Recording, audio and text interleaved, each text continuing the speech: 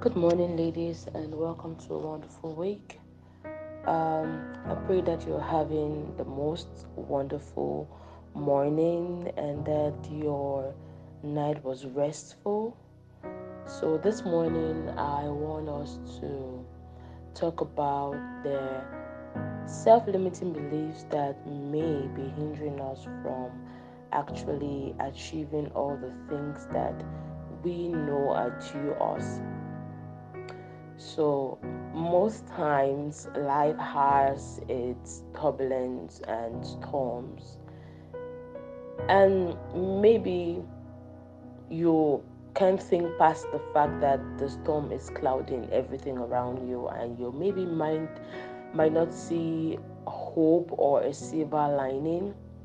But have you stopped to think that the people you see moving mountains only began with pebbles? So, what's a pebble? A pebble are just little rocks. Have you ever passed around where they're building a house and you see a heap of gravels? That gravel became a heap because someone took a stone, a very big stone, and started cracking one piece at a time. So, what piece at a time are you chipping off your life that is going to be the stepping action to create the big mountain of impact, of finances, of influence, of living out purpose and destiny, of getting out of your shell, of trying to be your identity as God sees you, and not just trying to please people.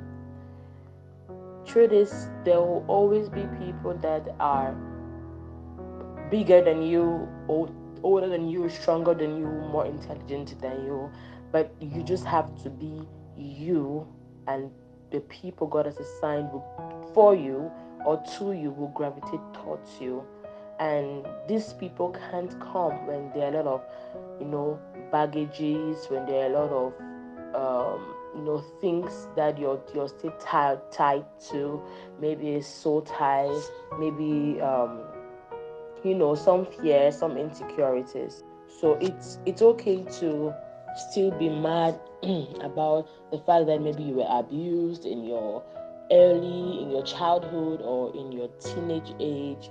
It's okay to still be mad about the fact that you were molested and the fear just creeps around you. It's okay to be mad about the fact that you were bullied, called names like Fatih Bobolo, Draim, long back head, all those very funny names, right? It's okay to be mad that you were bullied. But now, how long would you let these self-limiting beliefs, strip you of actually enjoying the fullness of who you are? Truth is, even though these things are really hurtful, there are still people that make you happy. There are still places that make you comfortable. There are still, things that you do to just feel good. But because something is limiting you means you're not enjoying the fullness of what life offers and the fullness of all that you can be. So now, despite how hurtful it is, despite the fact that you feel like you shouldn't forgive, you shouldn't go past that thought because it's difficult, what more can you do for yourself to make yourself able to be seen not just by people but first by yourself, to be loved by yourself, to be appreciated by yourself, to be befriended by yourself? All these things are what you need for yourself first before seeking it out from others, because others can the giving others give you may be temporary, but you've always got yourself to deal with. You've always got your mind to go back to. So how do you get to that place where you become in control of your mind, where you live in your mind and you actually have the authority to control the thoughts and the systems of your mind? That's how you'll be able to go through the self-limiting beliefs and actually triumph and have victory. So now, how do we do that? There's what we call introspection.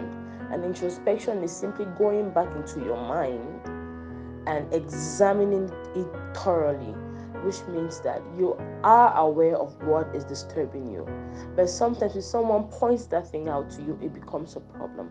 But you are so scared to go back into your mind to actually examine what is wrong with you, about a particular circumstance, about a particular character.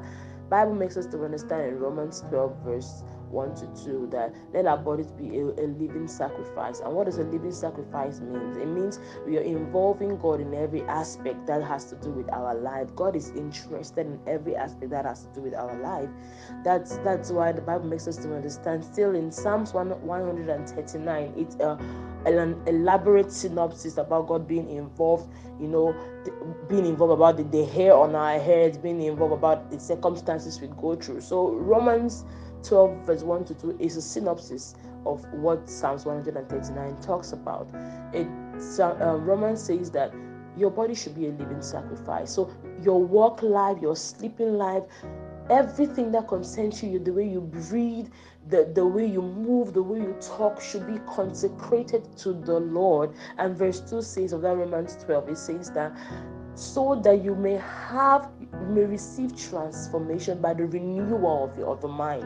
I know it's now cliche to say that every battle on earth you face is from the mind, every victory you win begins from the mind. That is because God understands the power of the mind. When you can conquer certain things, certain fears from your mind, you are able to step into territories physically without fear, because your mind is in a position of victory. And even when you see things that can make you afraid, if your mind is not afraid, your mind is not scared, you can actually win these things. So I need you to do introspection, which is the first thing, by going into your mind and carefully examining the things that you know are limiting you. And then when you have done that, the second thing you have to do is creative visualization. Creative visualization simply means that you are able to visualize how you want your life to be. I'm not talking about some crazy ass fantasies. No, I'm talking about how your life should be because of what God has told you, because of what you know your life should be. It's okay to tell me you're not hearing from God at the moment. It's fine. But hearing from God is our daily privilege and right as His children. So, creative visualization. Creatively visualize, creatively see how you want your life to be. Creatively see how you visualize, imagine the person you want to be, the person you, not because you want to be accepted, the person you want to be, so that you'll be comfortable and you'll be intentional in your living. When you visualize those things, after introspecting, you now creatively visualize. You now take a pen and a paper and you write down what will need you to live from the person you are now to the person you have creatively visualized. And when you take a paper and you do the draft, it now leads you to take actions. And what are the actions you're supposed to take? If it means that the person you are now is a people pleaser, always trying to please people, and let yourself down, how do you get to a place where you are confident, you respect and celebrate everybody, yet you are always on the truth scale? It means you have to stop lying. It means you have to stop, giving others credit and criticizing yourself because you want other people to feel good. Those are the actions you need to take. And so when you're written down the actions you need to take, that will take you from a place of this you to the next level of upgraded self.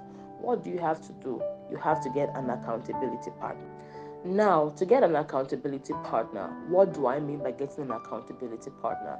Getting an accountability partner simply means getting someone, be it a life coach, be it a therapist, be it an inner healing mentor or coach, or a friend that you know has an upgraded self. Okay, it could be the professionals, or it could be someone that is actually exhibiting a greater quality that you admire. So get these people to hold you accountable from or to changing from this old characters and attitude into a newer version that you are proud of. So get these people to in simple terms, take it from the place of the person you introspected, you examined yourself as, to the person you creatively visualize yourself to be.